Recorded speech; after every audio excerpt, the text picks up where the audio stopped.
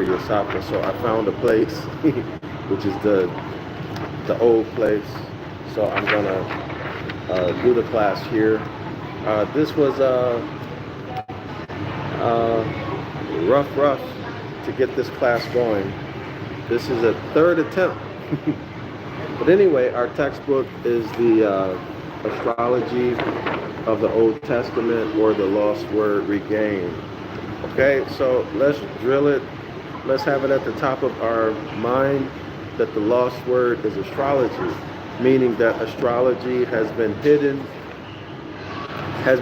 from us in both the Old and the New Testament. Okay, so which is the reason why I have the project, and I'm asking you guys to support my project to write the Book of the Law in Ancient Ibaryath and Modern English.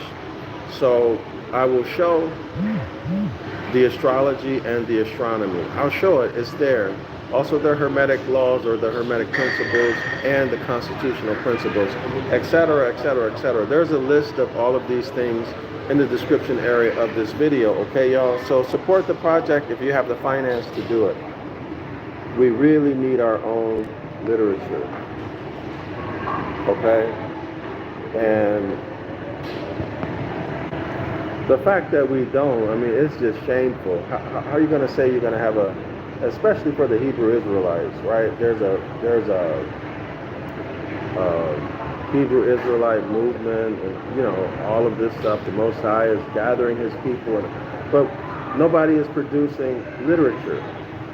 And then those of us like me who can, the leaders of the Hebrew Israelite movement won't even say my name, let alone do fundraising campaigns to support projects like writing the Book of the Law.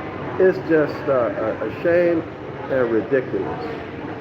But it is what it is, okay? So from my point of view, these guys, they're just running churches. That's all. And the hustle that they're hustling y'all with to get your coins out of your pocket is that we're Israelites. That's the hustle, you know, and whether they like it or not, I'm just telling you like a TI is. It's a hustle, all right? It is a hustle. You're not producing your own literature.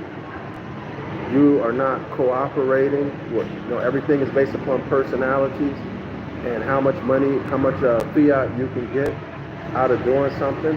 Oh, I mean, that's church stuff. That's commercialism. But we know that Christianity is church, it's commercial, as well as Judaism. All right, y'all. But anyway, enough of that. Let's pick it up where we left off on page 31. I'm going to start at the top of the page, even though we went through this. No, you know what? I'm not. I'm going to start at the second paragraph. All right? Y'all have to go back and watch the class before this one, immediately before this class, to get the other information. But if you were here, if you're present, you'll probably remember. So seasons, how for seasons? Because the seasons change and are named as the Yeshua's sun enters the fiery sign Aries. Let me show y'all Aries. So I hope that this new thing I'm doing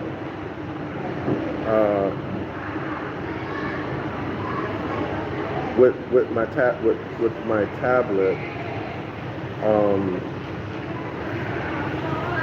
is going to make the class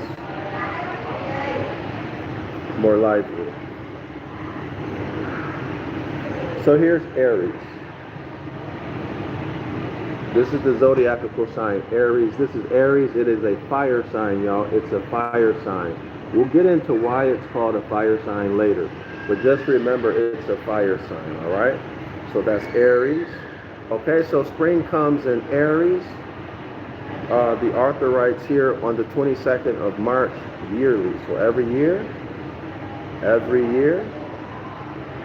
on the 22nd of March, according to the author, springtime begins. So if you were at the equator, or let me be more specific, if you were anywhere within 23.5 degrees north, which is the Tropic of Cancer, 0 degrees, which is the equator. So Earth, there's an imaginary line through Earth creating two hemispheres, the north and the southern hemisphere. All right? So anything, if you are within 23.5 degrees south, which is the Tropic of Capricorn, up to 23.5 degrees north, on March 22nd, March 21st, 22nd, at 5:30 or so in the morning, and you look toward the east, just above the horizon, you'll see the constellation Aries, okay? You'll see the constellation Aries. Y'all see the stars? Right just above the horizon. That tells you the zodiacal age that we are in.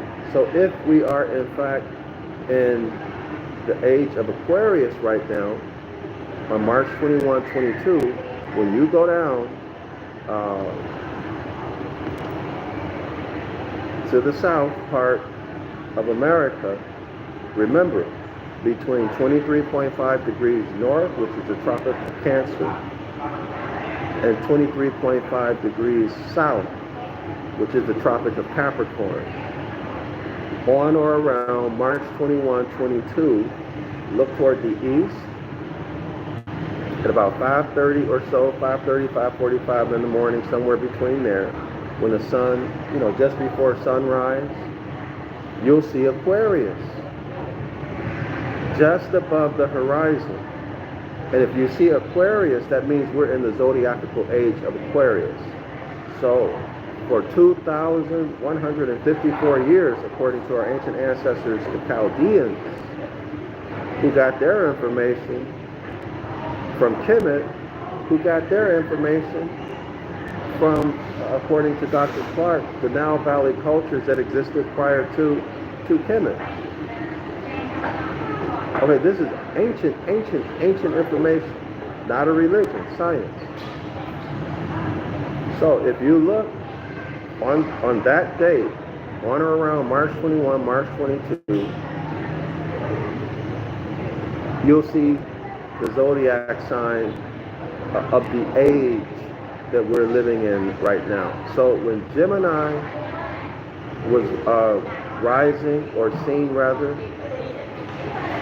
at the horizon, as we're talking about now, the god that was worshipped was Buddha. When Taurus was at the horizon, the deity was the bull. Even Baali, Apis. Okay, Apis. Okay, y'all? When it was Virgo, it was Virgo. When it was Sagittarius, it was the age of Sagittarius, so on and so forth. When it was Leo at the horizon, okay, spring began in Leo. Leo is at the horizon. Then the zodiacal age would have been Leo. Okay? So spring, according to modern astrology, spring begins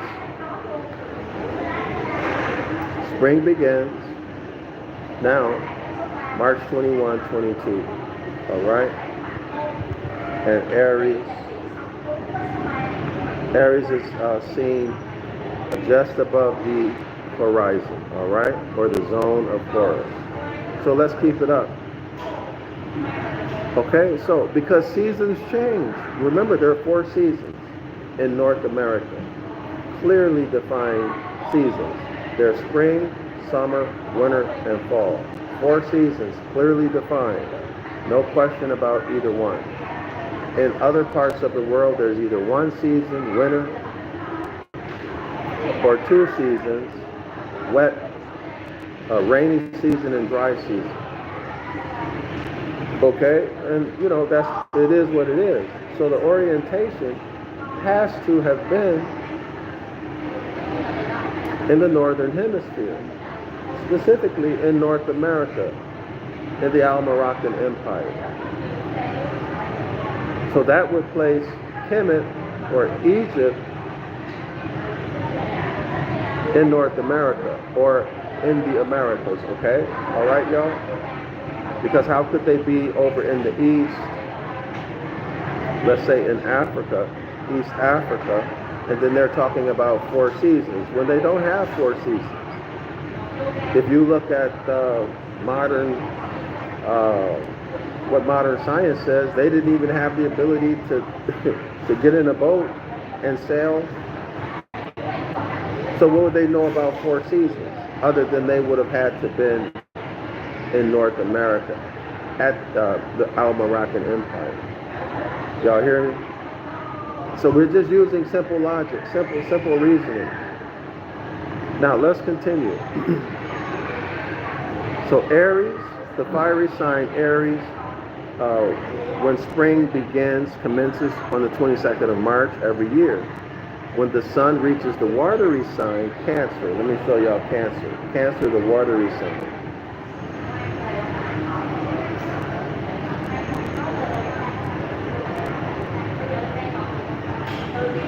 Let me show you. So I hope this adds more, makes the class better. So this is Cancer. Okay, this is Zodiac sign Cancer. And actually these are, because it says Cancer, everybody associates this with the crab. But if you go back into the Gospel and the Zodiac, you'll find that Cancer is actually 2 breasts. Originally 2 breasts. Okay? All right. So according to the author, Cancer is a watery sign. And on June 22nd of every year, summer begins. Okay? When the sun sun reaches the watery sign Cancer on the 22nd of June, summer begins. On the 22nd of September, in the Aries sign Libra. So let's take a look at Libra. I think most people know Libra.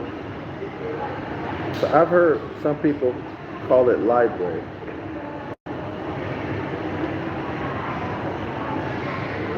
Hold on, let me get this right. So Cancer is a watery sign. Libra is an Aries sign. Libra is an Aries sign. So let's see if okay. So Libra is the balanced scales. But these scales are not balanced. So let's see if we can show,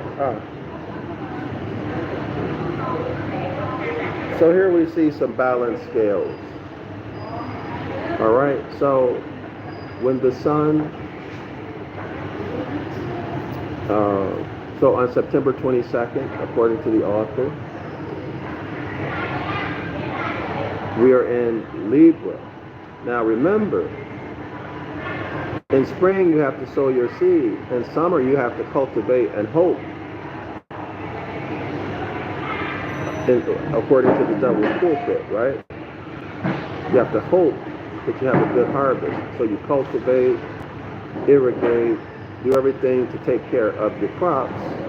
And then in August you get the wheat and barley harvest, and then September you get the grape harvest, right? Which ends on September 29. So after September 29, there's no more sweet grapes, right? It's just good for vinegar. So what happens? So whatever you sow, that you shall reap. So every man gets payment. He gets paid in his harvest. Y'all got it? So Jesus, who is Yeshua's son, pays him. Whatever you sow, that you shall also reap.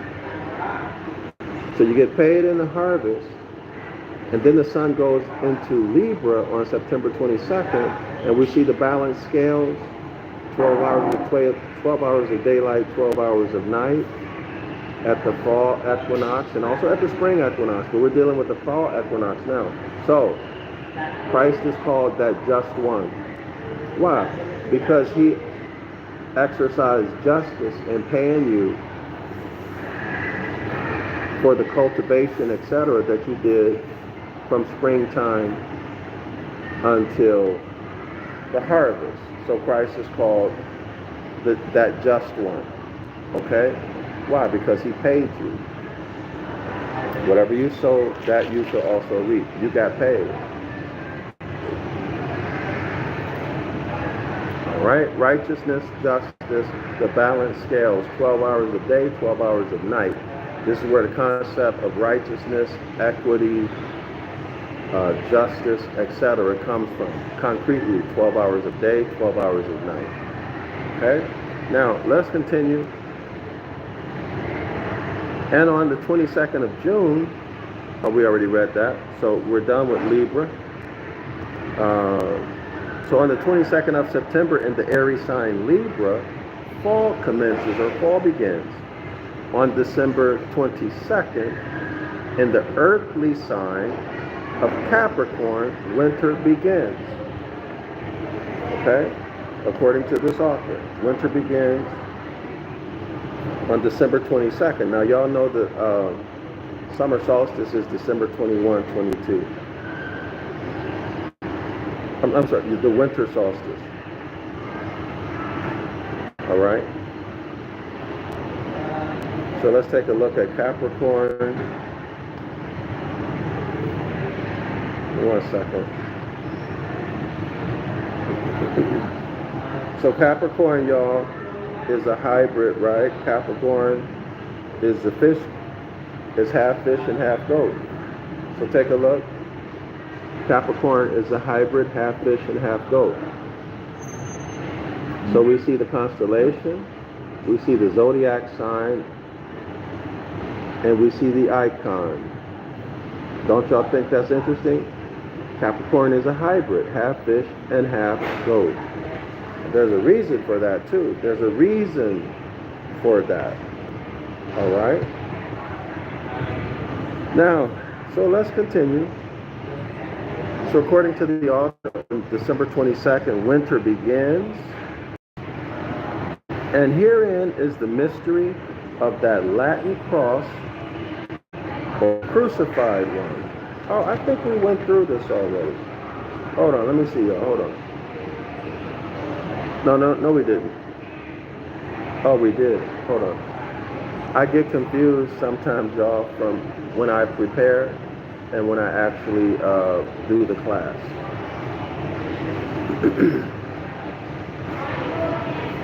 So let's skip that. I already did it in the last class. Y'all go back and watch the last class. Let's skip over to page 32. Page 32, the first paragraph. Now observe first a fiery sign, Aries, then watery, then which is Cancer, then airy, which is Libra, and then earthly, which is Capricorn. Everything is generated by heat. So everything, what the author is talking about is that when, connotatively speaking, when something is created, which is in fact the transformation of energy from one form into another form. Okay? So if I say creation, that's what I mean. Transforming energy from one form to another. Transforming consciousness from one form to another. Okay, y'all? Everything is generated by heat. So these transformations / creation are generated by heat, moisture, and air. Heat, moisture, and air. Heat from the fiery sign, right? Moisture from the water, and air from the airy sign. But where's the earth? Where's the earthly part? Think about that. And God said, and Apollo said, and Jupiter said, and Isis and Zeus said, and Gut, Golden, Udin, Woodin, Gid, Gug, Gag, Geeg. All I did was change the vowels. And Sirius, the dog star, the canine star. And Anubis said, let there be light.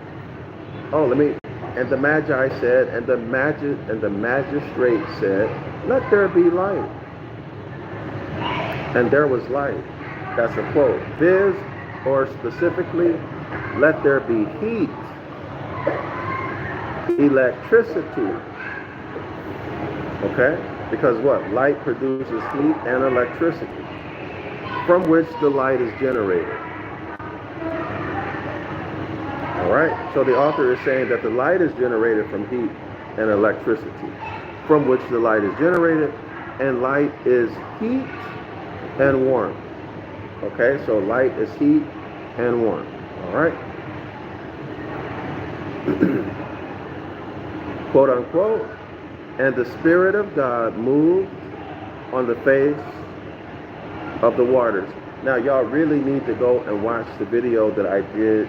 The title is called A Critical Analysis of Genesis chapter 1 and 2. If you have not watched that video already, you're doing yourself a disservice. Y'all ever heard people say there's levels to this? Well, there's levels to this. There's a literal level. Go watch that video so you can see what it actually says, literally. Okay? And then there's this. And then there's this. He's making claims, but not giving the basis for these claims. I'm not saying he's wrong or he's right. I'm saying that I would be more willing to give him full faith and credit if he showed me his sources, or the etymological meaning of the words and their etymological meanings, grammar rules, whatever he's basing this on, I would like to know. Of course, unless, like I mentioned in the other class, unless there are some secret books or it's word of mouth, okay, which is why he didn't talk about where he got the information. I don't know, okay? But I'm telling you, quote unquote, and the Spirit of God moved on the face of the waters, this meaning air in motion, wind, life, the quickening power of all things, and he divided the waters, which were, I'm telling you, that's not in the etymological meaning. And if it is, when you look at it in the context, and I don't remember seeing it there, when you look at it in the context of the text, of the verse, it doesn't make sense. Okay? All right? So air in motion, viz. Air in motion, wind, life. So what is wind, life? What is wind, life? The quickening power of all things, air in motion and wind, life. He doesn't define this, nor give us tell us where he got it from.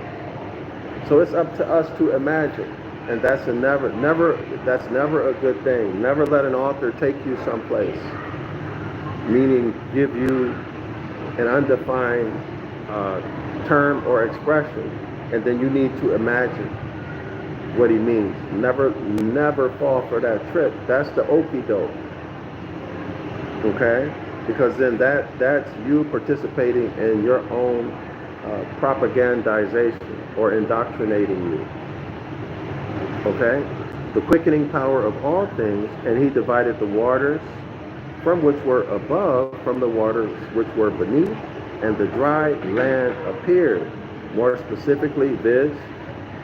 the excessive evaporation of a newly formed planet causing a dense mist cleared away from the surface of the earth and ascended heavenward, leaving the ocean visible or the waters divided.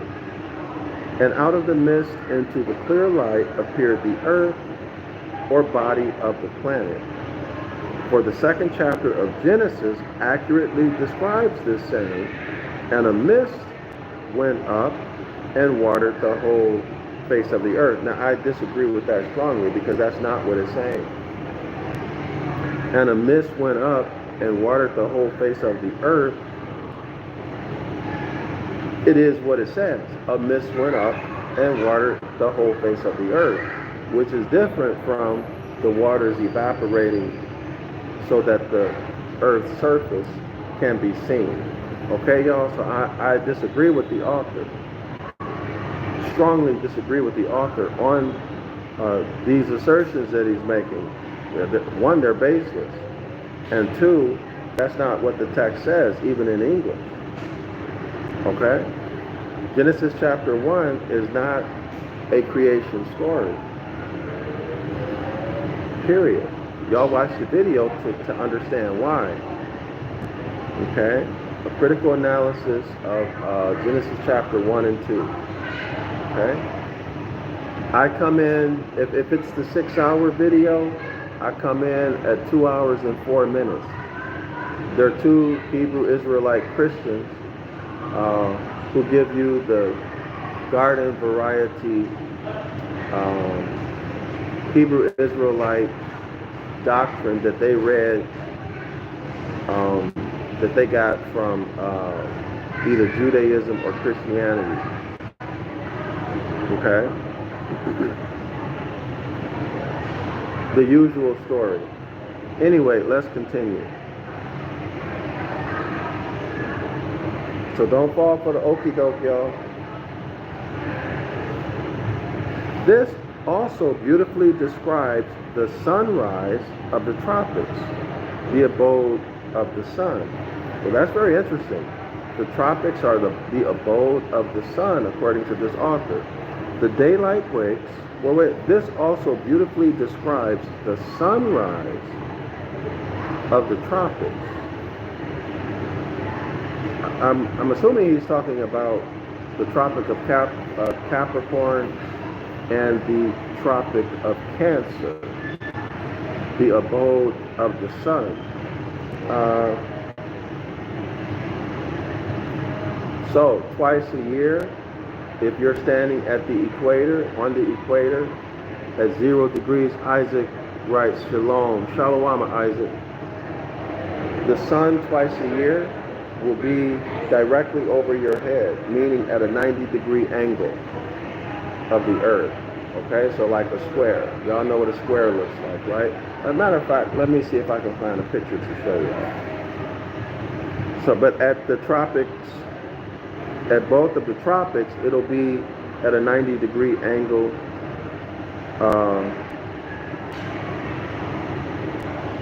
Only once a year, okay? Only once a year. Okay? So let me see what I got. Hold on.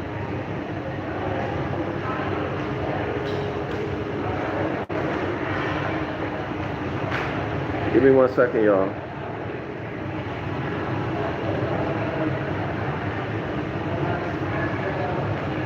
This is good. This is the first time I've ever seen this image. So if you're above 23.5 degrees north or south, the sun will always be at an angle. It'll never be directly over your head. Okay, y'all? So this is at the equinox. This is at March 21, 22, the beginning of spring. And then September 22, 23, the beginning of autumn. Okay? Spring or fall equinox at 40 degrees latitude. Y'all see that? The sun is not directly over that man's head. It's at an angle. Okay, so at 40 degrees latitude, the sun will be at a 50-degree angle. Everybody see that? Everybody see it? Of course that affects weather and climate, right? I need to save this picture.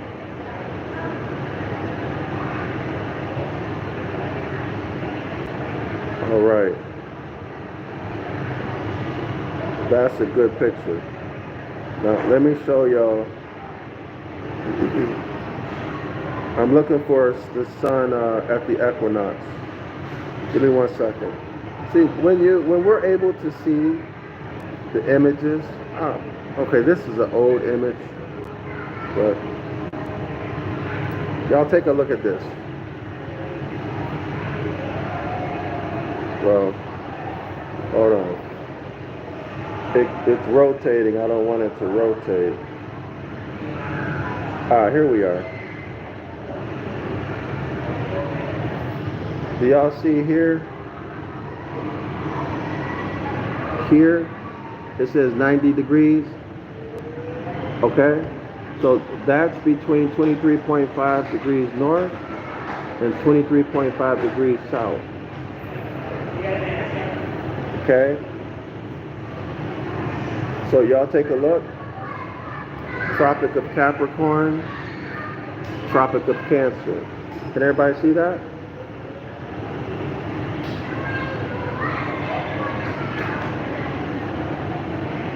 Okay? So above 23.5, the sun is never directly over your head. It's always at an angle. Okay, so if you ever wake up one day and the sun is directly over your head, you should know that you're somewhere in the tropics. Okay? All right, y'all? Give me 1 second. Let's see. All right, here we go.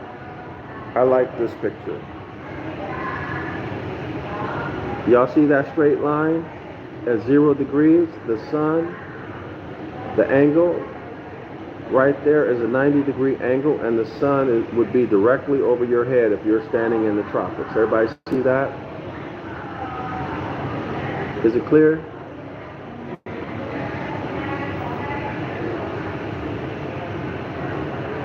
So at the bottom it reads, calculating sun angles. Today you will calculate the angle of, etc. So it reads equinox on March 22nd and on September 22nd. The sun's rays form a 90-degree angle at noon at the equator. At noon at the equator. Y'all see that? So this happens twice a year at the equator, once a year at the Tropic of Capricorn and Cancer. All right? All right. So let's see. Isaac, is it clear?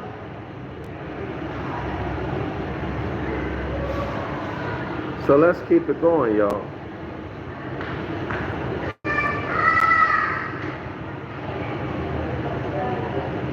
This also beautifully describes the sunrise of the tropics, the abode of the sun. The daylight breaks, light approaches, the sea breeze sets in, the mists which water the whole face of the earth roll heavenward in clouds, and rising from the waters beneath, the horizon is seen. Now y'all have to watch the video that I did called The Location of the Promised Land According to Moses. You'll get more on this mechanism that we're reading about right now. Okay?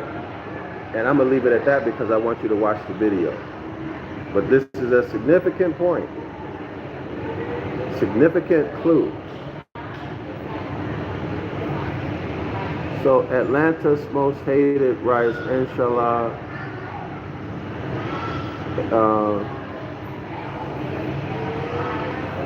Dr.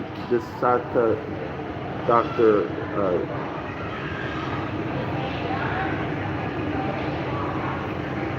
Dr. Daisastas or Disasta Right, Stevie is wonder. Okay, so, all right. Anyway, y'all, let's keep it going.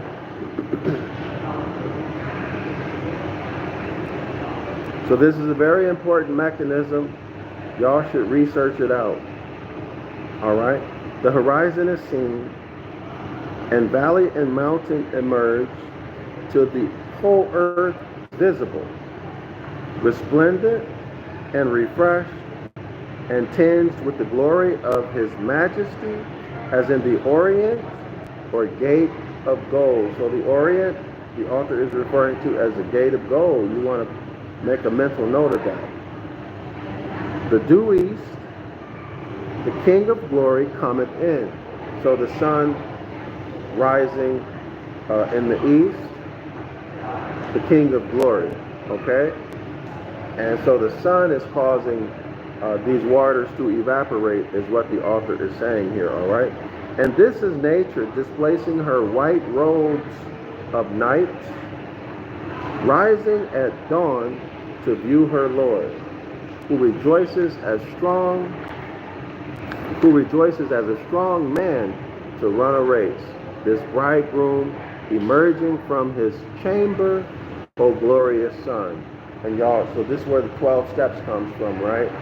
The sun, or Horus, the sun rises at the zone of Horus, and 12 steps, right? Horus walks across the sky in 12 steps. In high school, there are 12 grades, okay? The 12 steps in Alcoholics Anonymous. There's always 12 steps, okay? There's 12 apostles. There's 12 constellations. Y'all see it? Genesis verse 5 saith, quote unquote, and there was not a man, and in brackets, Adam Kadmon. We went through that in the last class, to till the ground. And there was not a man, there was not a heavenly man, there was not an original man to till the ground. So all of this is to say, the author is trying to finesse Genesis chapter 1 to agree with Genesis chapter 2. And it ain't happening, because there are two different stories. And Genesis chapter 1 is not a creation story. The highlight of Genesis chapter 1 is the work output, commonly known today as the Neanderthal or the Paleolithic caveman or the hybrid troglodyte nigger. Okay? The human Han-Uman. And of course, we see in Genesis chapter 1, those first several verses on down, when you watch the video that I did, a critical analysis of Genesis chapter 1 and chapter 2, what you're going to find, well, I'm not going to say it. Y'all go watch that video, all right? So the author's message is not correct here, okay? Genesis chapter 1 does not agree with Genesis chapter 2, okay? There are two different stories. Now, let's look at the image, the symbol Brahm, used in the age of 1st Caesars BC. 3 elements, Y'all see Brahm?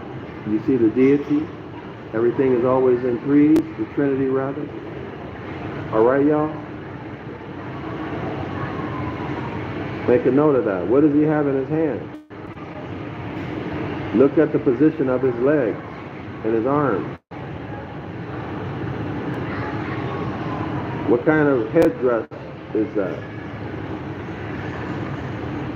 Okay, look at this image closely. All right, so on the playback, y'all can pause and take a look at it.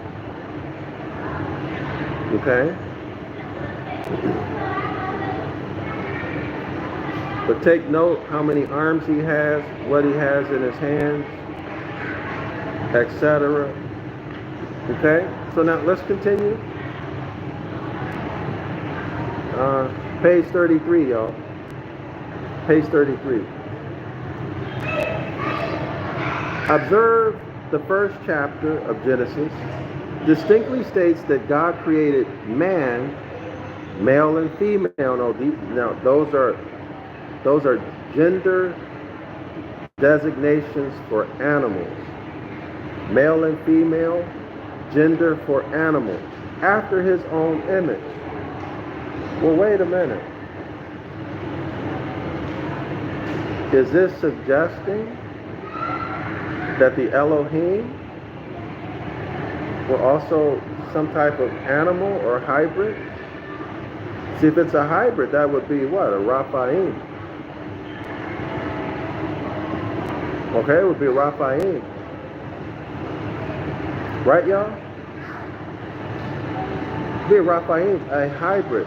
So he created this Paleolithic caveman, the Neanderthal, after his own image. What image?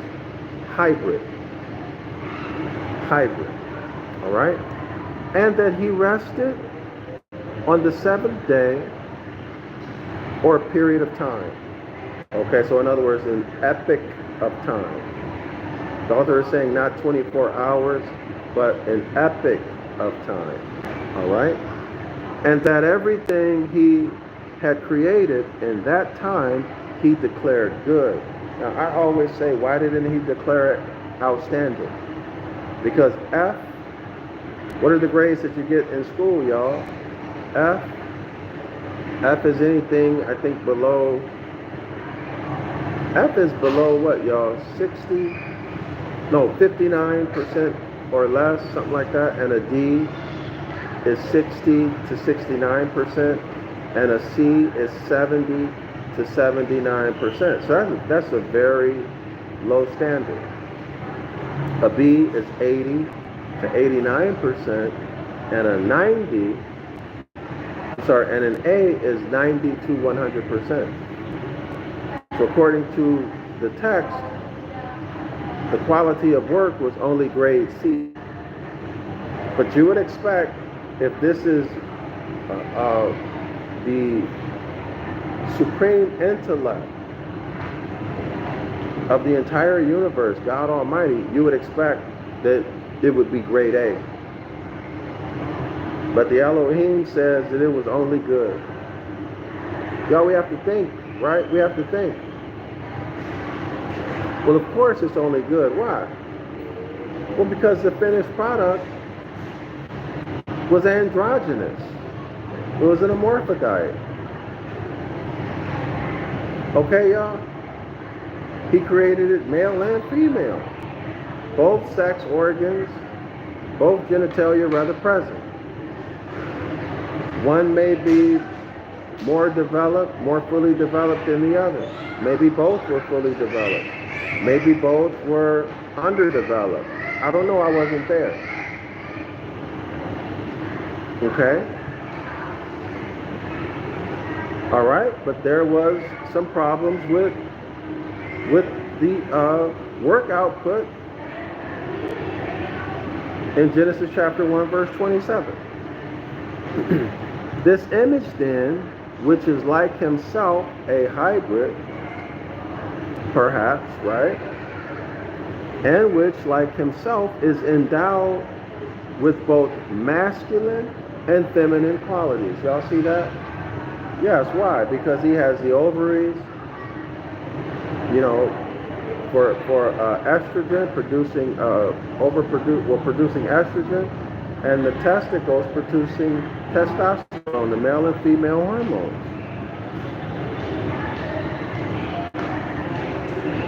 He is endowed with both masculine and feminine qualities, can only be a geometrical circle or globe, having attraction and repulsion, cold and hot, the germs, listen, the germs of reproduction of all things within itself.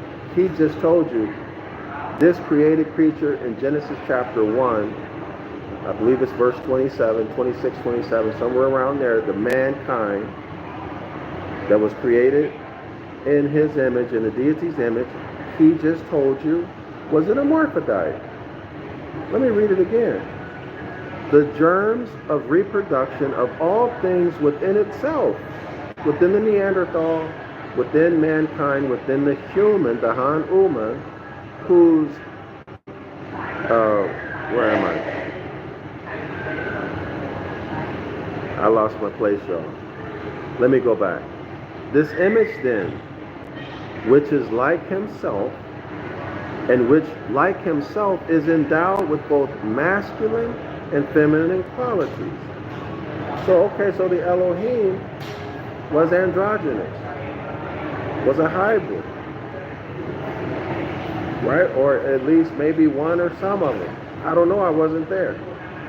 Okay, can only be a geometric circle or globe. Why? Because both sexes are present. All right, that's what he's saying. Having attraction and repulsion, cold and heat, the germs of reproduction of all things within itself. That means the sperm and the egg. So maybe in this case, y'all, the genitalia was fully developed, which is even worse.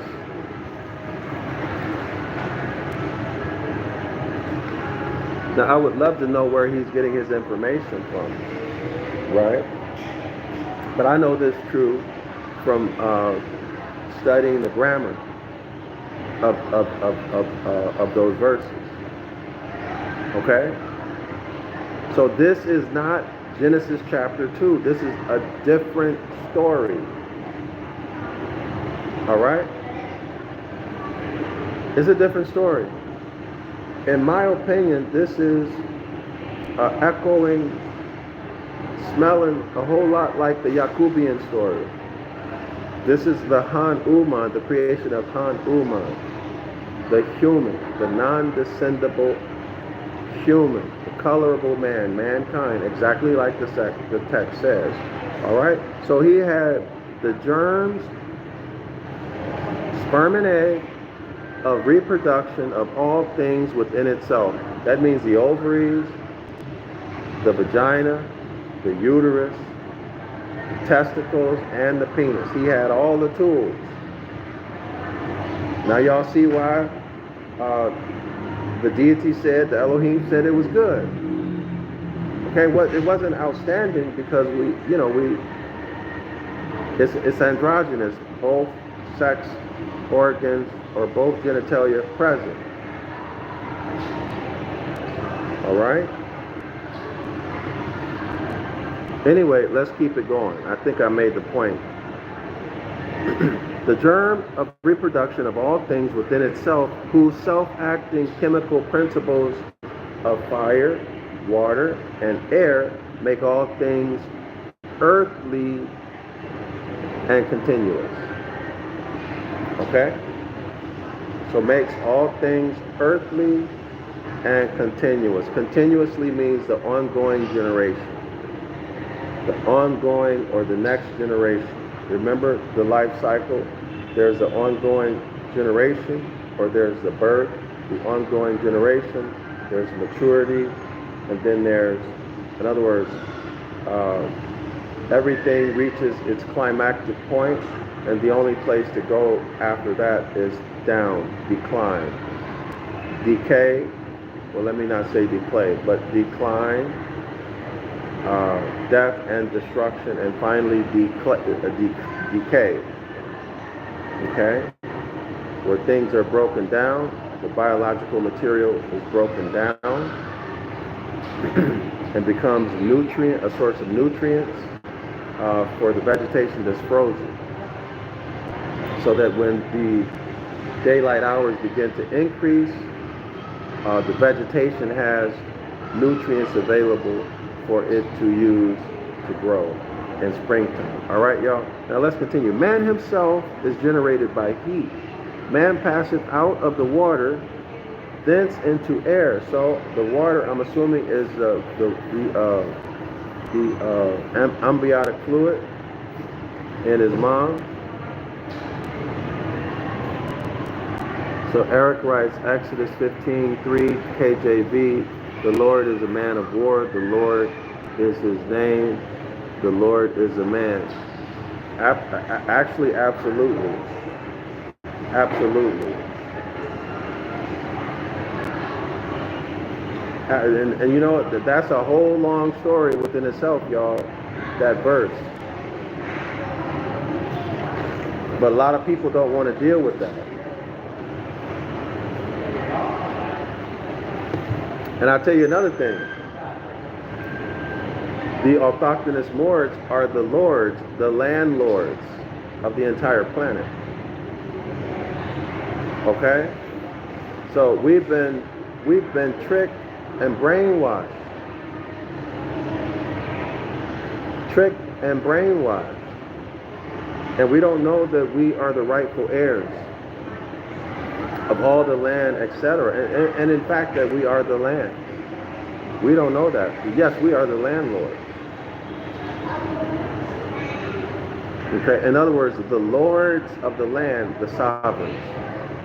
We're thought made manifest from the soil. We are the landlords, not the hybrids.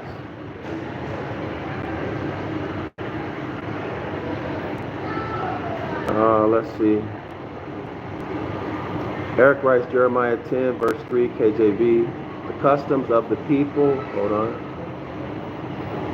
The customs, okay, all right. I don't know why you deleted it, but at least it's deleted on my end.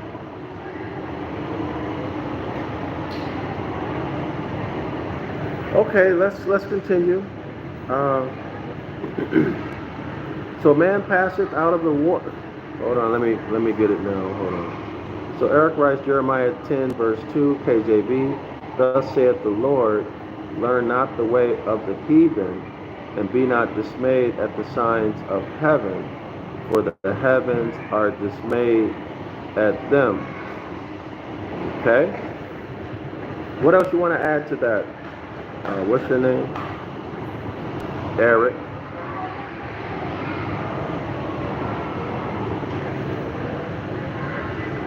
Okay, so let's continue. As heat, electricity, warmth, light is the source of all vitality. This first of all things, the ancients liken to eternal one. Let me repeat that. As heat, electricity, warmth, light is the source of all vitality. Now, I agree with that. This first of all things, the ancients likened to the eternal one, or likened the eternal one to a flame of fire. Okay, so that's obvious. A flame of fire, heat, electricity, warmth, light. Okay. Eric writes, be not dismayed at the signs of the heavens. Well, what's the meaning of that, in your opinion? Be not dismayed at the signs of the heavens, Eric. So I read it out. Now, let us know what it means, in your opinion. Okay, all right. So let's continue. The eternal one is likened to a flame of fire. So we saw that all throughout the devil's pulpit. We saw that all throughout the gospel and the Zodiac, right, y'all? We also see it in the Christian iconography. We see it in the Buddhist iconography. We see the deities. We see Christ. We see Mary, his mother Mary. We see the apostles, etc. with the sun. They call it a halo, but it's actually the sun behind them. Okay? Eric, what does it mean, be not dismayed at the signs of the heavens? So put that in, what does it mean, and put it in context, please. And the Egyptians erected, listen y'all, and the Egyptians erected in Al-Tau. And the Egyptians erected in Al-Tau. Look at this. The Egyptians, the Kemites. Can y'all see it?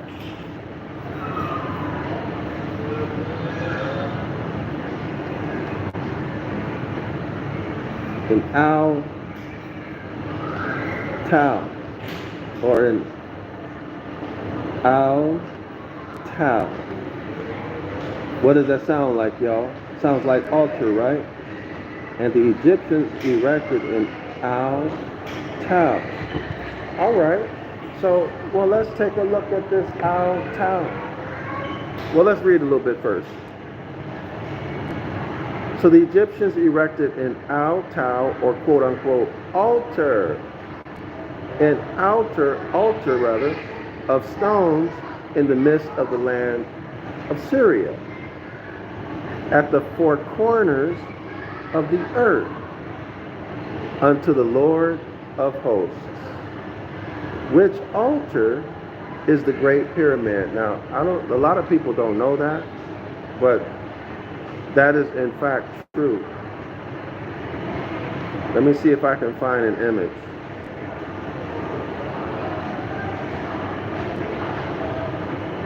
This is a key point, critical point.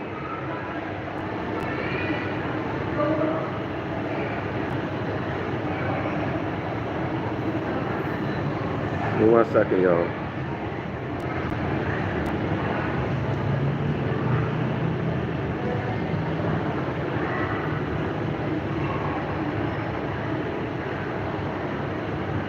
Give me 1 second.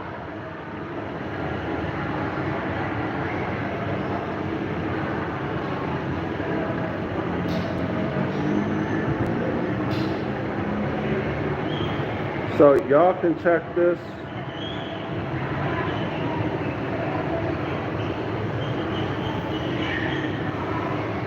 Take a look at this. I'm going to read it. If I can find the verse. Hold on. Uh-oh. Wait a minute. Give me 1 second. Ah, shoot. Hold on. Here we are.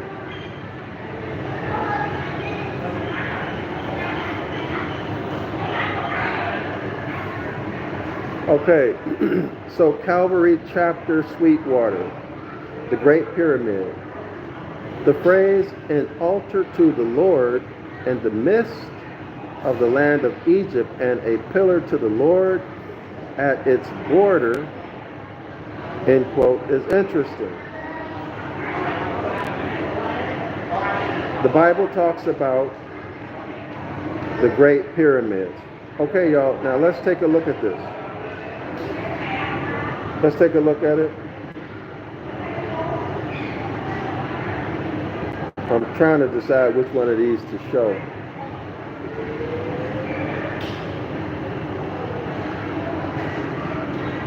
Give me 1 second.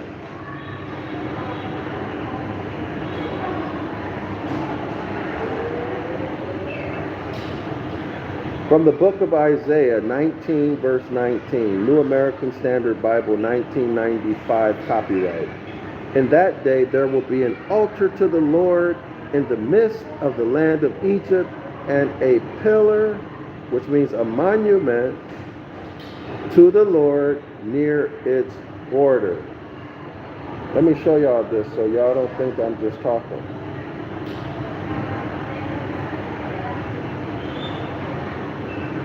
So look right here. Can y'all see that? Where my finger is? Isaiah chapter 19, verse 19. Y'all see it?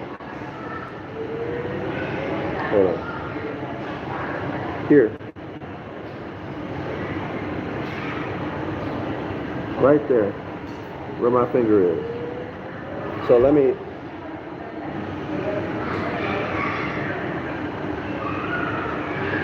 continue reading it.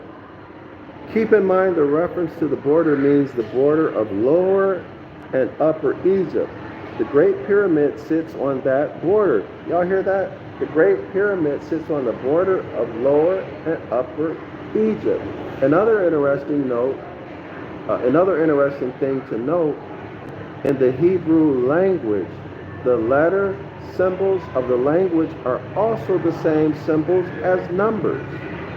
The 30 words of Isaiah chapter 19, verse 19 in Hebrew have a sum total of 5,449.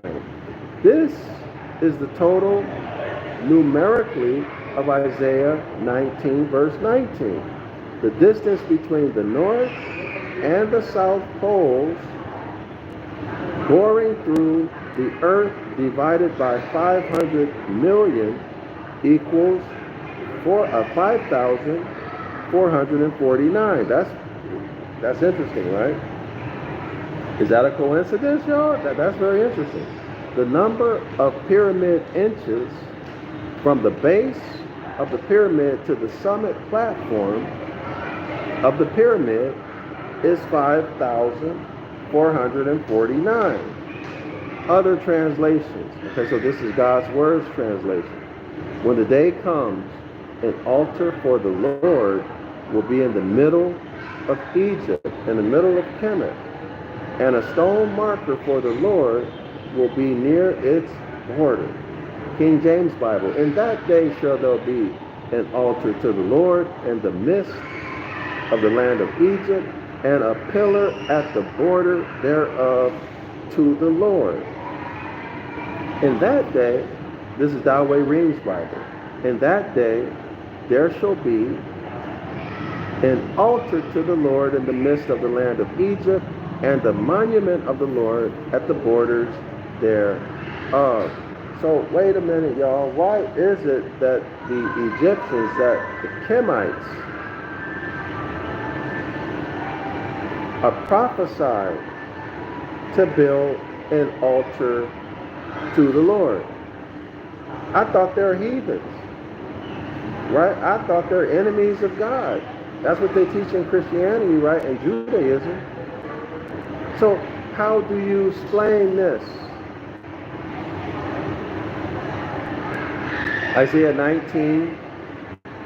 Isaiah chapter 19, verses 19 and 20.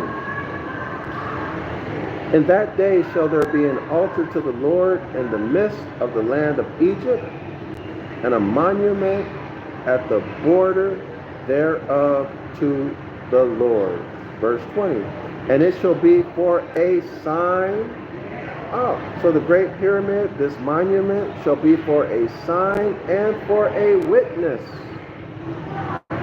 unto the Lord of hosts in the land of Egypt. For they shall cry unto the Lord. Wait a minute, y'all. Wait. The stars are for signs, for seasons, for times, days, and years, etc.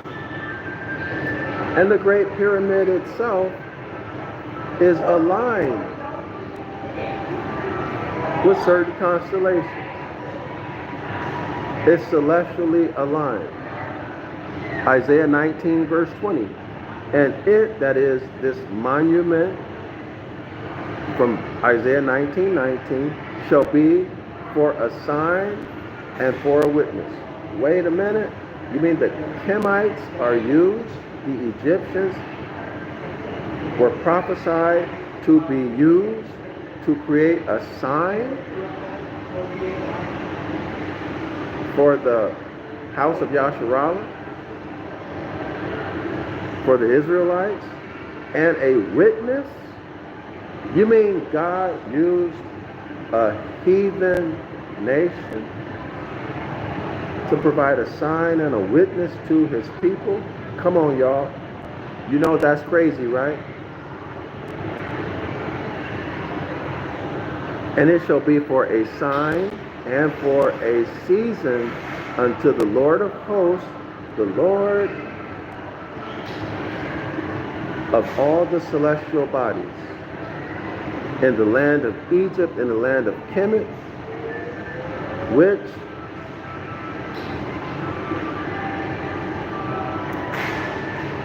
And let me continue. For they shall cry unto the Lord. Listen, y'all. Listen. There's no separation between Yasharala or Israelites and chemists. We're the same people.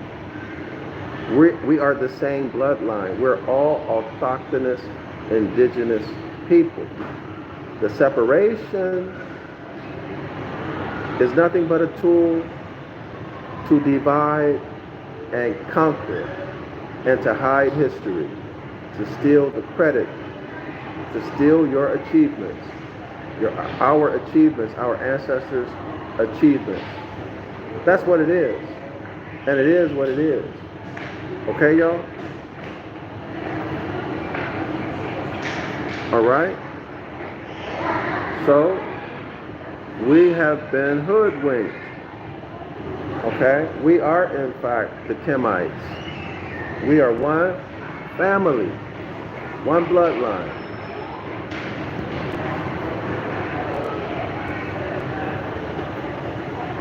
Okay, y'all? All right. So, the Great Pyramid is a monument that serves for a sign and a witness. All right?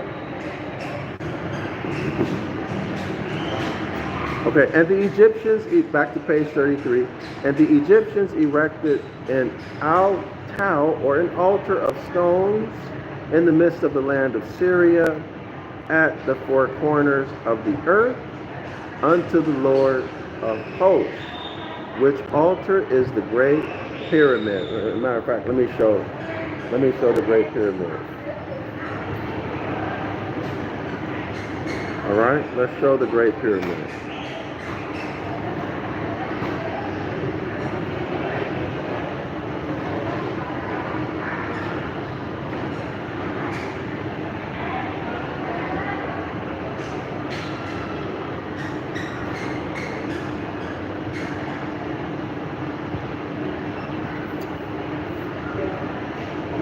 Isaiah chapter 19, verse 19. Okay, an altar to the Lord, a monument to the Lord in the midst of Egypt, that serves as a sign and as a witness to the Israelites. Huh? Why? Because we're the same people. That's why. We're the same people. Same bloodline. Okay? Now, what is meant by the Lord of hosts? Rahul writes, Egypt. Not the Lord of armies of men, not of hosts of savages, of aboriginals. Isn't that interesting, right? He's calling, on page 33, he's calling aboriginals savages. But we know Ab means father, Ab means generator, Ab means the original. Huh? He even writes that. Let me see if I can find it. So y'all see, we're dealing with a Christian here. Not a Christian, we're dealing with a religious man in this book. Okay? A man of his times. A man of his time who had been brainwashed, or maybe even not even brainwashed, to disrespect Moors, call us savages. Okay, let me see if I can find it. Okay, page 5. In the middle of the paragraph, it reads, Ab, okay, he's giving the meaning of Ab. Ab from father or generator or original. Okay, Ab or original. Ab. Page 5. So see, you have to be suspicious and on your P's and Q's when you deal with religious people. Okay? You have to pay attention to the details. Abram, Abraham, original. Okay? He puts it here himself. Look at this. So he's saying here, given the meaning of original, generator, father, the original, original. And then on page 33, he uses aboriginal derogatorily. Y'all see the mosquitoes, the connotative linguistics involved here. Eric writes, Exodus chapter 3, verse 10, KJV. Come now, therefore, and I will send thee unto Pharaoh, that thou mayest bring forth my people, the children of Israel, out of Egypt. Okay, so give it context. Don't just parrot a verse. What's your point? So add something to the conversation. Don't just cut and paste scriptures. Make a point.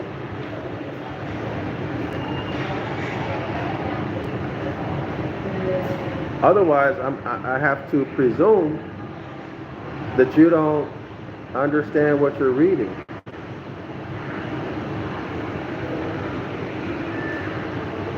And you're just quoting stuff like a parrot. And, so you can just say, give it context, Eric. Okay, Revelation 18, verse 4, KJV, and I heard another voice from heaven saying, come out of her, my people, that ye not partake of her sins, and that ye receive not her plagues. Raul writes, Egypt is alien ship, this true. I don't know what you mean by Egypt is alien ship, this true. You have to explain what you mean. Okay, Egypt, if you look in the, I think it's is it the Sunder Van, I don't remember the Bible dictionary. Egypt is also referred to as a house of bondage. But Egypt is Greek. Kemet is Kemet. Okay, Eric Wright, Egypt's are son of Ham. We are sons of Shem. Yeah, but who was Ham and Shem's father? Who are they, from Genesis chapter 1 or Genesis chapter 2? Who's their father?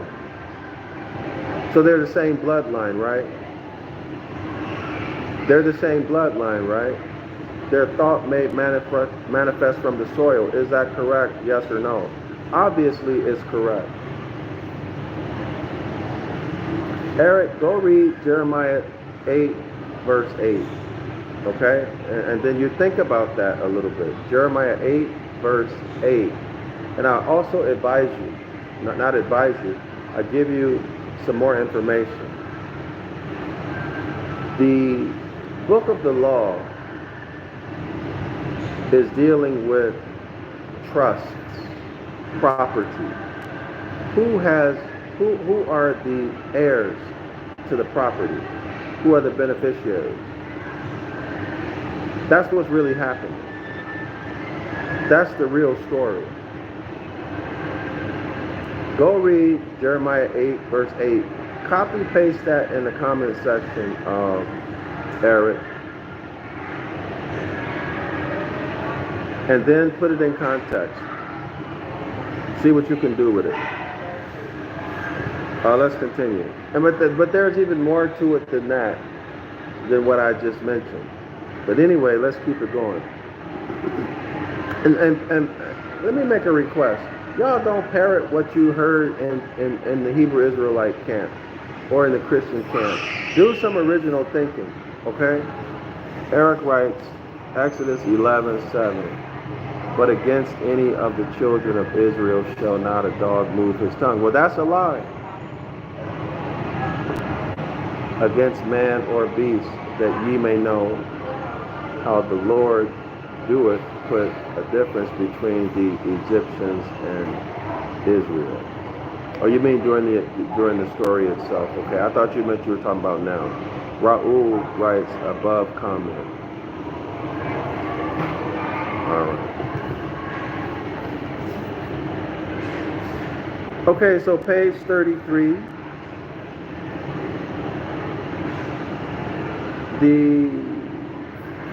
Where are we? Oh, okay. So, not the Lord of armies of men, not the host of savages or aboriginals. Eric writes, the Lord doeth put a difference between the Egyptians and Israel. Well, I suggest you continue studying. And besides, let me hear this. So what about, what was the verse we just read? Isaiah 19, 19 and 20. What about that? And you are talking about a specific event in time, right? Whether it happened or it didn't happen. You're talking about, or that verse had to do with that event. You're taking it out of context and applying it to today.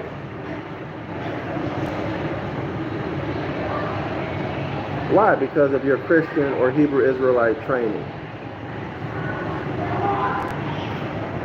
Those verses that you're talking about has to do with the Exodus.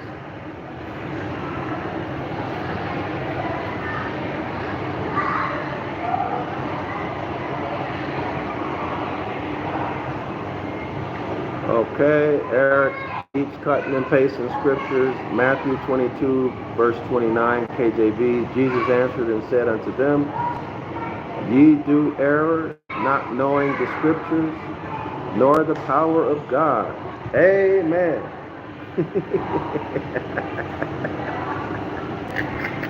Eric, my friend, you don't know what you're talking about. Okay, you keep studying. But I would really like to know what you have to say about Isaiah 19:19. Hold on. So, let me show it.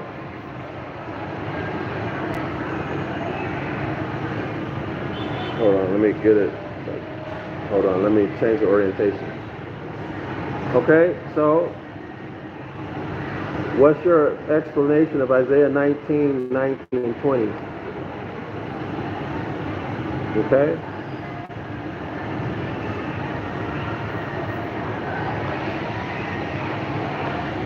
What's your explanation?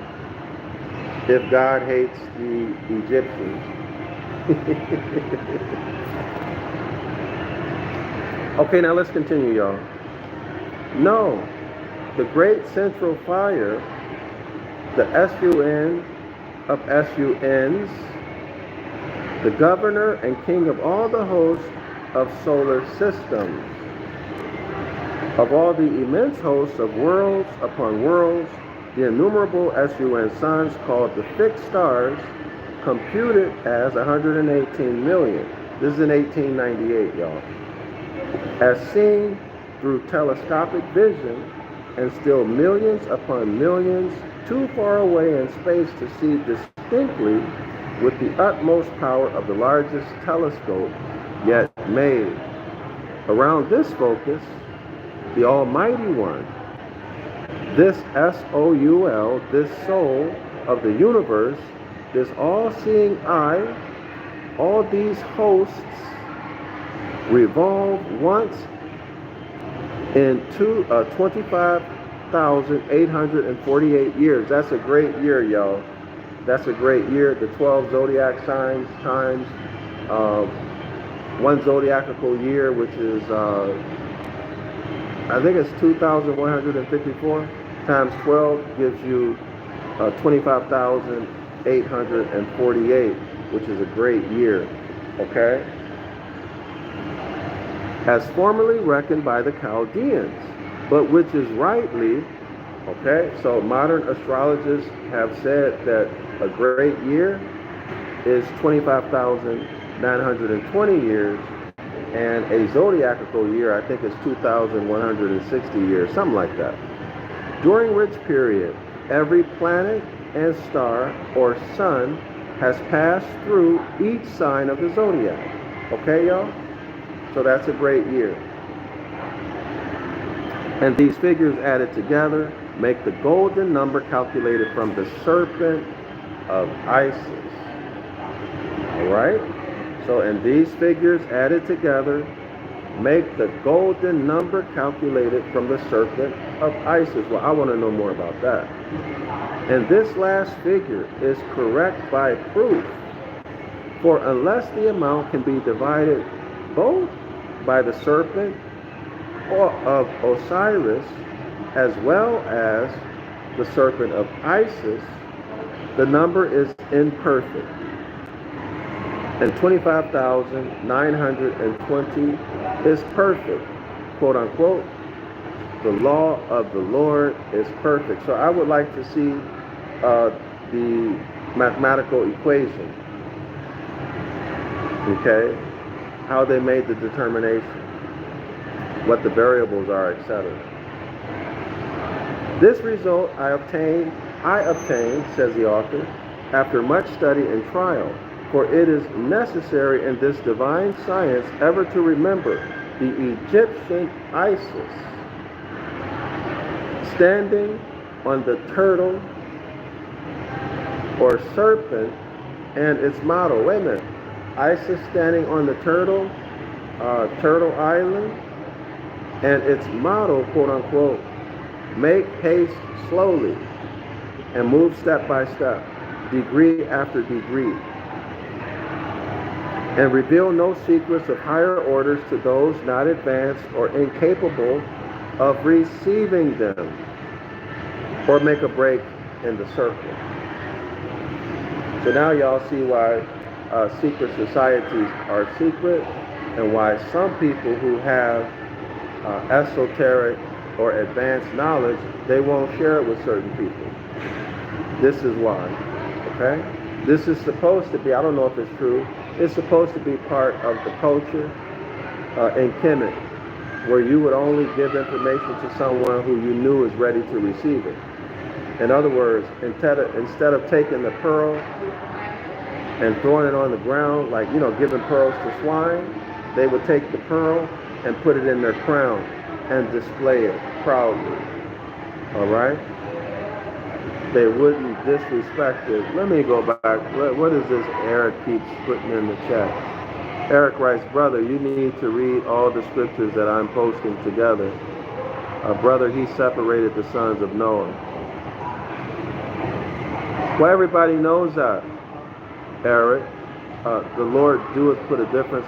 Eric, everyone knows that. I asked you to read Jeremiah chapter 8, verse 8. Cut and paste that in the chat. And you also need to look at, like I told you, property, trusts. You're looking at it from a religious point of view. And I'm telling you, your concepts are off. You're just talking the same stuff that every religious person before you has taught. This is nothing new that you're saying. Okay? Nothing new that you're saying.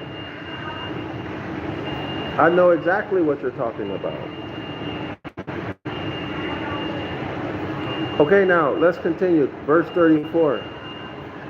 And not to mention that it appears to me that you're reading only in English. So what you know is very limited. In accordance with the universal movement, our own sun passes through each sign of our zodiac in his yearly revolution, beginning in Aries, next Taurus, then Cancer, through Leo to Virgo, the celestial Virgin, thence to Libra, onward to Scorpio, then to Sagittarius, then to Capricorn, then to Aquarius, through Pisces, to the head, or the beginning, back to the first degree, or rather 0 degrees, 0 minutes of Aries. Okay, so that's the cycle that goes on and on and on. Going about doing the Father's work. So as the sun goes through each zodiac, it is said the sun is doing the Father's work. Jesus is doing the Father's work, feeding the hungry, healing the sick, right? Giving sight to the blind, hearing to the deaf. Okay? going about doing the Father's work, beautifully concealed, but well preserved truth, designated in so-called Greek mythology as the 12 labors of Hercules. All right, y'all, so if you go read the 12 labors of Hercules, it's telling the story that the author just went through, right? The sun going through each of the 12 zodiac signs. Eric writes Malachi 3:6 KJV, for I am the Lord, I change not. Therefore, ye sons of Jacob are not consumed. Okay?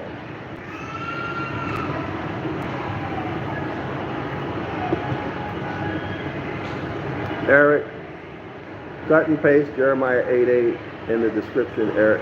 Like you're doing right now, search Jeremiah 8, verse 8.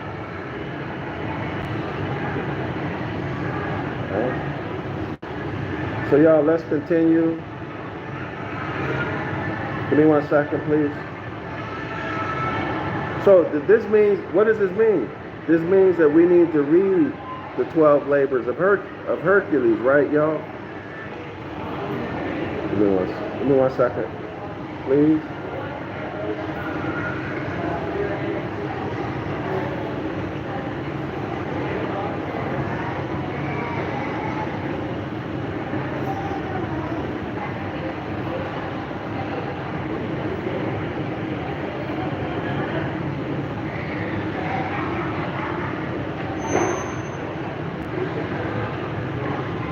One moment, y'all. Oh, boy.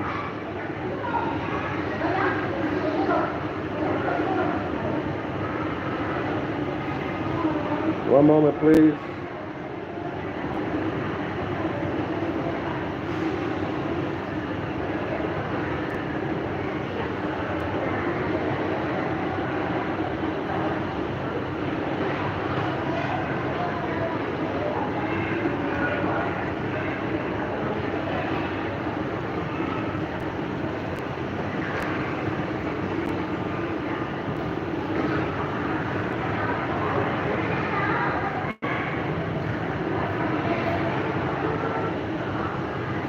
All right.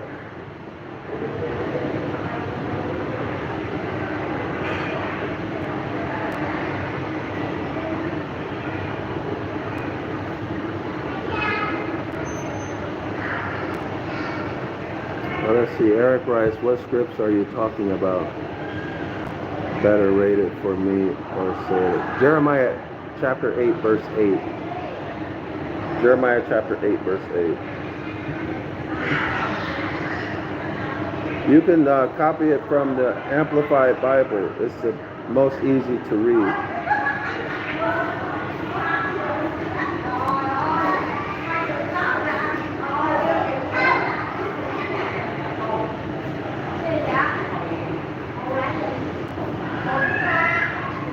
All right, y'all. Give me 1 second. So we completed that chapter. So we're on chapter 3 now. Give me 1 second, please.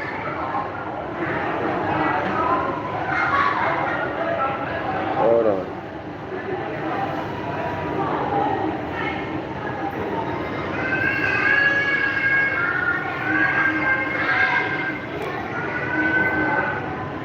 Oh boy.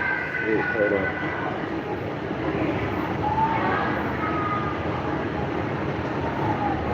One moment, y'all.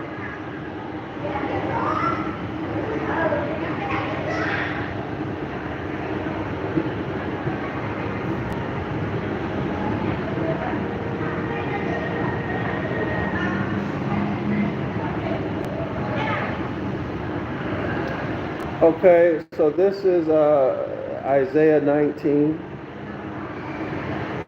Eric, you can cut and paste Isaiah 19:23. Well, actually 19 to 23. You can cut and paste that. Can y'all see that?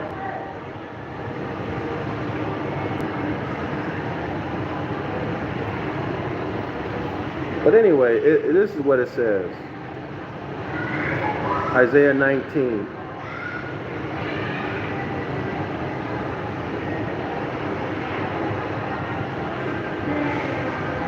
Let's start with 18. In that day, 5 cities in Egypt will speak the language of Canaan and swear allegiance to the Lord Almighty. One of them will be called the city of the sun. S-U-N. 19. In that day, there will be an altar to the Lord in the heart of Egypt, in the midst or in the middle of Egypt, right, y'all, and a monument to the Lord at its border. 20. It will be a sign and witness to the Lord Almighty in the land of Egypt. Now, if the Egyptians, if the Kemites are enemies of God, how do you explain this? When they cry out to the Lord because of their oppression, he will send them a savior and defender, and he will rescue them. 21. So the Lord will make himself known to the Egyptians, and in that day they will acknowledge the Lord. They will worship and sacrifice and grain offerings. They will vow to the Lord and keep them. The Lord will strike Egypt with a plague. He will strike and heal them. They will turn to the Lord, and he will respond to their pleas and heal them. Verse 23. In that day, there will be a highway from Egypt to Assyria. The Assyrians will go to Egypt, and the Egyptians to Assyria. The Egyptians and Assyrians will worship together. In that day, this is verse 24, in that day, Israel will be the third, along with Egypt and Assyria, a blessing on earth. Verse 25. The Lord Almighty will bless them, saying, Blessed be Egypt, my people. Blessed be Egypt, my people. Assyria, my handiwork, and Israel, my inheritance. Blessed be Egypt, my people. But anyway, this is in English. Nonetheless, it has nothing to do with the fact that Kemites were given a land grant, and they are the rightful heirs of their land, the sovereigns of their land. Period.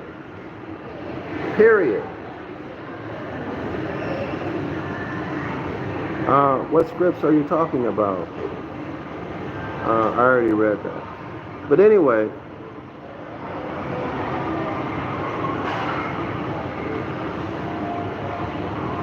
so we are of the same bloodline, period. So if you read Jeremiah 8:8, that's a good place to start, Eric.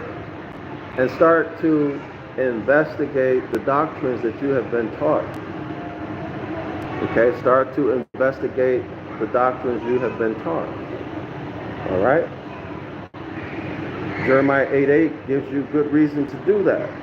All right, y'all. So chapter 3, I'm going to end this live stream and then come right back, immediately right back within 5 minutes and begin chapter 3, okay? So I want to end this because I don't want to mix the chapters, all right? Islam to all the Moors. I'm Dr. Yasapa from Zion Law School. Thanks everyone for your support. I appreciate it. I have written several books on ancient Ibaryath language, which is the original language that the book of the law, the Hebrew scriptures were written in. So y'all go out and get those books. Don't buy them on my website because I'm locked out of my website right now. Buy them on Amazon or wherever online, okay? Eric writes, the wicked flee when no man pursues, but the righteous are as bold as a lion. Oh, you think I'm running from you, Eric? I just said I'm coming back in 5 minutes. And you haven't said anything significant at all. You're just talking the same old Hebrew Israelite stuff that everybody else talks. Okay? Actually, I look at you, well, never mind. I don't want to make it personal. But anyway, y'all, thank you for supporting my work. Everybody's welcome to come to 506 The Curses course every Saturday at 10 a.m. Eastern Standard Time. Also to subscribe to the 101 Ancient Ibaryath course. That's a streaming course that I have on my website. But buy my books, okay, so you can get yourself educated. We use I Can Read Deuteronomy chapter 28, volume 3 for course textbook 506 The Curses course. Okay? Eric writes, what did Exodus 11 and 3 just say? Islam to all the Moors. I'll be back, y'all, in a couple minutes.